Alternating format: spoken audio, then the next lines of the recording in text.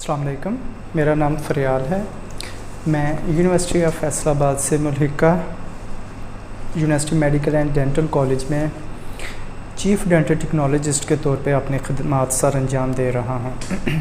चंद दिन पहले dental supply के सेल्स मैनेजर साहब की तरफ से मॉडलिंग वैक्स का एक सैंपल मिला था और साथ उन्होंने कहा था कि मैं इस वैक्स का रिव्यू जो है उसे वीडियो डॉक्यूमेंट कर लूँ ताकि वो बाद में बाकी लोगों के भी काम आ सके। ये जो वीडियो मैं बना रहा हूँ ये दो हिस्सों पे मुश्तमिल है। पहला हिस्सा किसी भी वैक्स की जो प्रॉपर्टीज़ हैं उनको हम एक नज़र देख लेंगे और दूसरे हिस्से में जो प्रैक्टिकली हम वैक्स की जो मैनिपुलेशन है उसे देख के डिस्कस कर लेंगे कि वैक्स को किस तरह मैनिपुलेट करना चाहिए। मैनिपुलेशन, अब मेरी नज़र में मैनिपुलेशन थोड़ा सा ज़रा एक खुश्क टॉपिक है, इसलिए उसमें ज़्यादा डिटेल में जाए बगैर हम एक एक दो दो लाइन में इसकी जो प्रॉपर्टीज़ है उन्हें देख लेते हैं ताकि हमें वैक्स को क्वालिटी को चेक करने के लिए आइडिया हो सके। प्रॉपर्टीज़ को बिलअमूम दो हिस्सों में तकसीम करते हैं। कुछ उसके पहले जो हिस्सा है उसे थर्मल प्रॉपर्टीज़ और मैकेनिकल प्रॉपर्टीज़।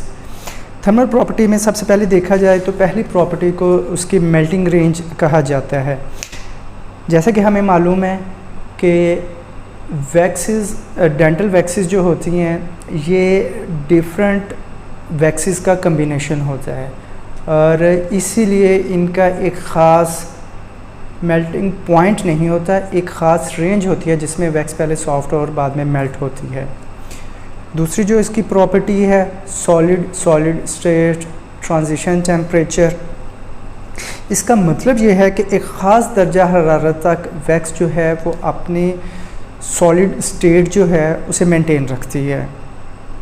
जिस तरह टेम्परेचर ग्रेजुअली उसका टेम्परेचर हम रेज़ करते हैं तो उसी के साथ वैक्स सॉफ्ट होना शुरू हो जाती है और फिर जो है वो बाद में मेल्ट होना शुरू हो जाती है। इसके बाद जो है और सॉलिड स्टेट ट्रांजिशन को उर्फ़ आम में इसका जो सॉफ्टनिंग ऑफ वैक्स भी इसे कहा जाता है, सॉफ्टनिंग टेम्परेचर भी कहा जाता है। अच्छा, कोफिशिएंट ऑफ थर्मल एक्सपेंशन इसका अगला पॉइंट है।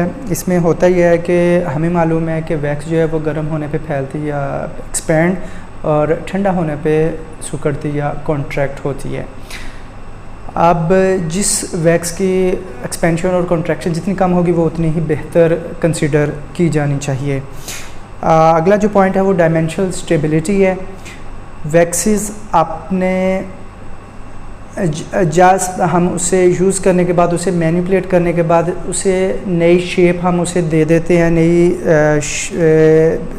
हमने उसे अप्लाई कर दिया तो देखना ये होता है कि वेदर वो अपनी जो हमने शेप उसकी जो दी है उसी शेप को मेंटेन करती है या उसमें कुछ चेंजेस भी करती है। इस चीज़ को हम डायमेंशनल स्टेबिलिटी कहते हैं। इन सिंपल टर्म्स जो वैक्स जितना डायमेंशनली स्टेबल होगी वो उतनी ही बेहतर कंसिडर होगी। इसके अलावा अगर हम मैकेनिकल प्रॉपर्टीज़ में देखें तो सबसे पहले जो है वो उसकी ब्रिटलनेस है। ये मैन्युफैक्चरर पे डिपेंडेंट होता है कि वैक्स को वो कितना ज़्यादा ब्रिटल या सॉफ्ट रखता है। अगर हम ऑब्ज़र्व करें तो हमारी जो इनले वैक्स है वो मॉडलिंग वैक्स की निस्बत काफ़ी ज़्यादा ब्रिटल होती है। वो एक ख़ास पॉइंट तक जाके वो बेंट नहीं होती, वो टूट जाती है, तो ये उसकी ब्रिटलनेस है। तो मॉडलिंग वैक्स हमारी सॉफ्ट जितनी सॉफ्ट होगी उतनी ज़्यादा बेहतर उसे कंसीडर किया जाएगा। और जो लास्ट हमारा पॉइंट है वो है फ़्लो। वैक्सेस को अपने वर्किंग टेम्परेचर पर ही फ़्लो करना चाहिए। उससे पहले जो मतलब हमारा रूम टेम्परेचर है उस पर उसे अपनी सॉलिड स्टेट को मेंटेन रखना चाहिए। इसे जो है वो हम वैक्सेस का फ़्लो ऑफ वैक्स वो कहते हैं। अच्छा, इसके बाद एक नज़र अगर हम वैक्सेस की आइडियल प्रॉपर्टीज़ को देख लिया जाए कि वैक्स की एक्चुअली आइडियल प्रॉपर्टीज़ हैं क्या, जिससे हमें पता चलेगा कि वैक्स कितनी अच्छी या किन पैरामीटर्स पे फॉल करे तो हम उसे कहेंगे कि ये इसकी आइडियल प्रॉपर्टीज़, ये वैक्स जो है अच्छी वाली वैक्स है। पहली बात, वैक्स को एक यूनिफॉर्म तरीके से सॉफ्ट होना चाहिए। अब चूँकि डेंटल वैक्सेस जो हैं वो डिफरेंट वैक्सेस का कम्बिनेशन होता है, तो जितने भी वैक्सेस हैं वो प्रॉपरली कंपोज हों एक दूसरे के साथ। ऐसा ना हो कि हम वैक्स को जब सॉफ्ट करें तो उसकी सरफेस के ऊपर डिफरेंट ग्रैन्यूल्स बनने लग जाएं, तो ये जो इस चीज़ को इंडिकेट करती है कि वैक्स जो है वो एक अच्छी वैक्स नहीं है, कि अगर उसकी सरफेस के ऊपर ग्रैन्यूल्स या किसी जगह से जल्दी सॉफ्ट और किसी जगह पे जल्दी हार्ड हो, इट मीन्स कि वो प्रॉपरली कंपोज्ड नहीं है। दूसरी जो चीज़ है कि वैक्स का जो कलर है और मॉडल का कलर है वो दोनों एक दूसरे के साथ कंट्रास्ट में, दोनों का कलर मुख्तलिफ होना चाहिए। हमने चूँकि वैक्स को कार्व करना होता है तो इसलिए वो प्रॉपरली डिफरेंट कलर उसका होगा, तो उसे आइडेंटिफाई करने में आसानी रहेगी। तीसरी जो चीज़ है कि वैक्स जो है जब हम उसे यूज़ करें, मैनिपुलेट करें, तो वो ब्रेक ना हो, वो छोटे छोटे पीसेस में, टुकड़ों में तकसीम ना हो। इसी तरीके से जब हम उस पर इंस्ट्रूमेंटेशन कर रहे हों तो वो अपने हमारे टूल के साथ चिपक ना जाए, वो अलग ही रहे। चिपक के साथ समटाइम वो उतरना शुरू हो जाती है, तो ये भी उसका एक नेगेटिव पॉइंट है।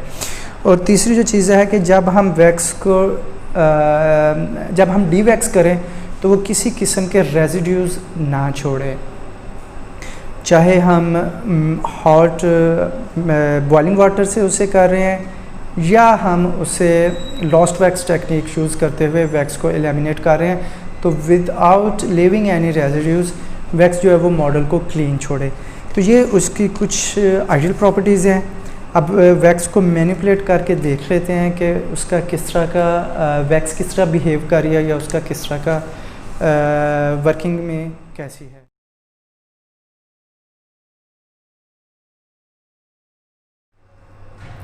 नहीं जी, मैनिपुलेशन के मुतल्लिक अब ये वैक्स मुझे इस फॉर्म में मिली है, बल्क फॉर्म में, विदाउट एनी पैकिंग।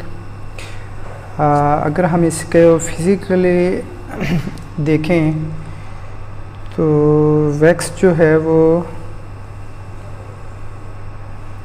थिकनेस अगर ऑब्ज़र्व करें, वैक्स शीट्स की मोस्टली जो मॉडलिंग वैक्स है इनकी थिकनेस जो होती है शीट्स की मोस्टली 1.5 प्लस मिलीमीटर्स के करीब होती है।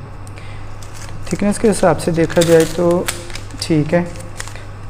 कलर इसका कंपैरेटिवली लेस पिंक है as compare to the metro wax जो कि इंग्लैंड की है, वो एक गोल्ड स्टैंडर्ड कंसिडर की जाती है।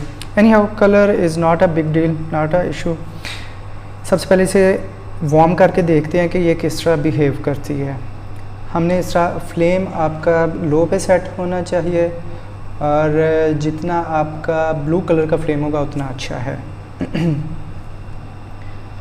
इसके ऊपर आपने इस तरह यूनिफॉर्मली मूव करना है और वैक्स को देखना है कि वो सॉफ्ट कर रही है कि नहीं। वैक्स को मेल्ट नहीं होने देना, और वैक्स जितनी सॉफ्ट हो के, वैक्स के लिए ये एक टर्म यूज़ होती है कि वैक्स आपकी सैग करनी चाहिए, तो it should sag like this. चलें, सॉफ्ट तो यूनिफॉर्मली हो रही है, और अगर आप ऑब्ज़र्व करें तो ये ज़्यादा वाइटिश, अब लेस पिंकिश या थोड़ा सा वाइटिश शेड दे रही है।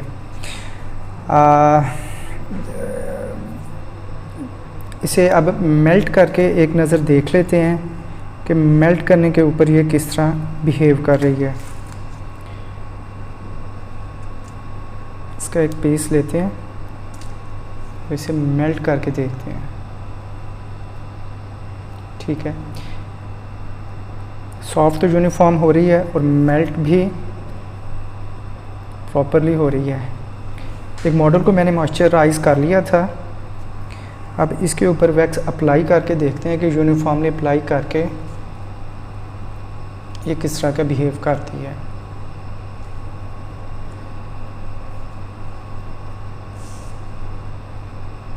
इसे अच्छे से सॉफ्ट कर लें।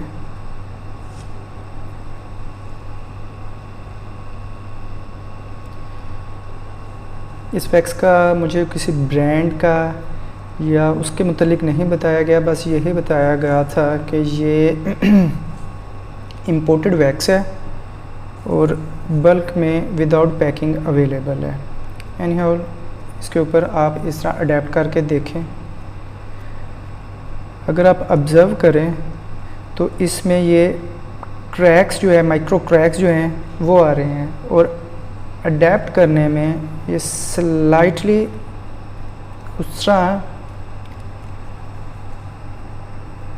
अंडरकट्स में नहीं जा रहे या डीप एरियाज़ में नहीं जा रहे जिस तरह से जाना चाहिए।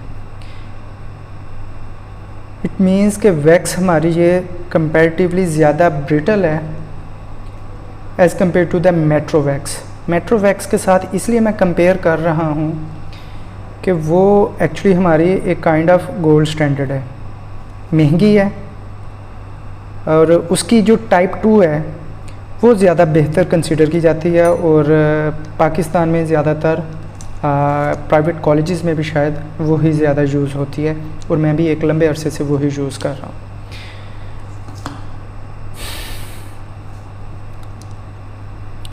चलें, अब मैं अगर इसके ऊपर सोल्डिंग आयरन से, ये एक्चुअली हम इलेक्ट्रिक नाइफ को मिमिक कर रहे हैं, अगर इसके थ्रू अप्लाई करके या मेल्ट करके देखूं, नहीं, वैक्स कंपैरेटिवली स्लाइटली ज़्यादा ब्रिटल है, और अगर मैं इसका वैक्स रिम बना के देखूं तो जिस तरह मैं एक चीज़ के मामले में डाउटफुल हूँ वो भी क्लियर हो जाएगी। इसका वैक्स रिम बना के देखते हैं कि रोल की फॉर्म में बल्क में अगर हम यूज़ करें तो ये किस तरह बिहेव करेगी। सॉफ्ट मैंने इसे अच्छे से कर लेना है, और इसे आपने ये देखा, ये हाथों को स्टिक हो रही है, ये इसके ब्रिटल होने के निशानी है। और ब्रिटल उस वक्त होती है वैक्स जब उसमें पैराफिन वैक्स का कंटेंट ज़्यादा हो।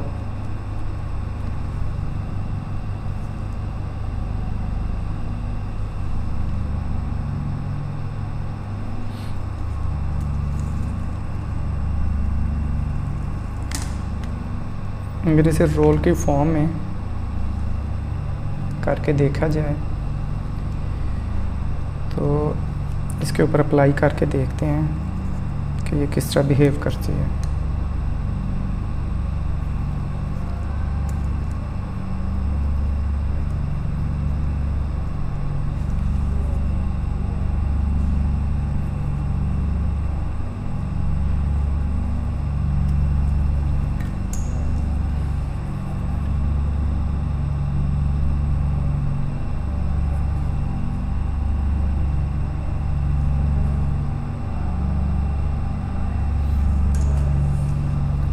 ठंडा पानी है, इसमें डिप करके देखते हैं कि रैपिड चेंज इन टेम्परेचर में क्या डायमेंशनली स्टेबल रहती है या डिसलॉज हो जाती है। स्लाइटली डिसलॉजमेंट है इसमें। और अब जो फाइनल टेस्ट है कि इसका फ़्लो भी एक दफ़ा मैं चेक कर लूँ कि जब हमने कार्विंग वगैरह करनी होती है तो फ़्लो में ये किस तरह बिहेव करती है। सॉफ्ट करें, हाँ, फ़्लो के मामले में ये अच्छा बिहेव कर रही है।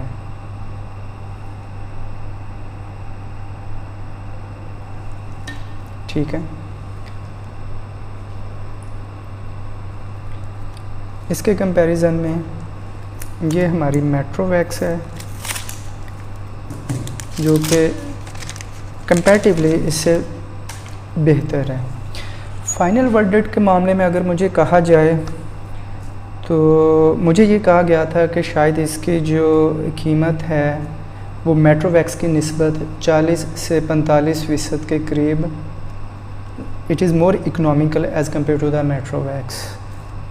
अगर उस हिसाब से देखा जाए तो it's a good substitute, but if अगर आप मेट्रो वैक्स यूज़ कर रहे हैं तो आई एम नॉट श्योर कि आप इसे बहुत ज़्यादा पसंद करेंगे, बट स्टिल एक अच्छा अल्टरनेटिव है, मुनासिब है और काम ये कर सकती है। ब्रिटलनेस इसकी ज़्यादा है, इतनी ज़्यादा नहीं होनी चाहिए, और डायमेंशनल स्टेबिलिटी पे भी अगर मैं थोड़ा सा ऑब्ज़र्व करूँ तो उतनी ज़्यादा इसने डायमेंशनली स्टेबल नहीं रही। बाकी ये इंटायरली मेरा पर्सनल ओपिनियन है, मुख्तलिफ़ ऑपरेटर्स का, मुख्तलिफ़ लैब प्रोफेशनल्स का डिफरेंट हो सकता है, और ये इंटायरली मेरा अपना यूज़र एक्सपीरियंस और रिव्यू है। और जिन सप्लायर ने ये सैम्पल मुझे भेजा था वो भी आपके साथ ही मेरे जो कमेंट्स हैं वो अपने साथ ही देखेंगे। अगर आप इसे अल्टरनेटिवली यूज़ करना चाह रहे हैं तो आप यूज़ कर सकते हैं, मगर अगर आप मेट्रोवैक्स यूज़ कर रहे हैं तो शायद आपको ये इतनी ज़्यादा पसंद ना आए। और मेट्रोवैक्स का दोबारा मैं नाम इसलिए ले रहा हूँ कि मेट्रोवैक्स भी वो जो इनकी टाइप 2 है, इनकी जो कॉलेज वैक्स है वो भी मेट्रोवैक्स की इससे ही से मिलती जुलती होती है, बट टाइप 2 इनकी मोस्ट फेमस और सबसे ज़्यादा यूज़ होने वाली है। तो इसलिए वो अगर टाइप 2 यूज़ कर रहे हैं तो शायद आपको ये इतनी ज़्यादा पसंद ना आए, मगर अगर आपको लोकल या अल्टरनेटिव ब्रांड यूज़ कर रहे हैं तो हो सकता है कि आप इसे पसंद कर लें। अपना ख्याल रखिएगा, किसी किस्म का सवाल हो तो आप पूछ सकते हैं।